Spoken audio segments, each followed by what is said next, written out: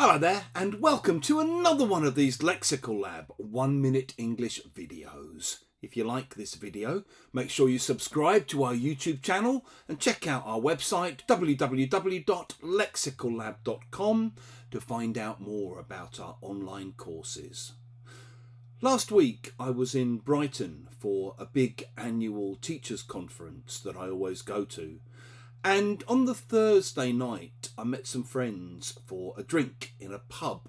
As I got there, outside the pub were a couple of big guys bundling one of their friends into a taxi. And as they were basically pushing this guy into the taxi, I heard them saying, "Mate, go home. We're not going to let you drive. You're in no fit state to handle a car." Because this guy was obviously a little bit the worse for wear.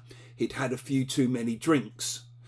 If you say that you're not in a fit state or not in any fit state to do something, you basically mean that you're unable to do something because you're upset or ill or drunk or tired. So maybe if you've had some really bad news, you might be so upset that you have to text all your students and say, "Listen, I'm really sorry, I'm in no fit state to teach today." Maybe if you've had some truly terrible news, you might be in shock. Or if you've just had a near death experience, you've nearly been hit by a car or something, you might be in shock. You're in no fit state to think clearly. Maybe you've just woken up and realised you've got guests at the door.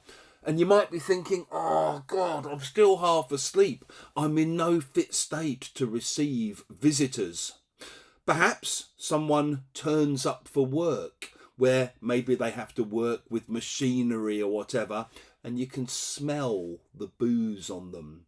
You might tell them, "Mate, you need to go and sober up. You're in no fit state to handle any kind of machinery."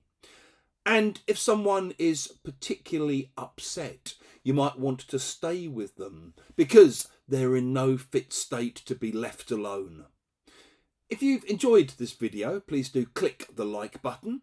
Please share it on social media with your friends, your students, your colleagues, and in the comments section below. We'd love to see examples of how you might use "in no fit state to"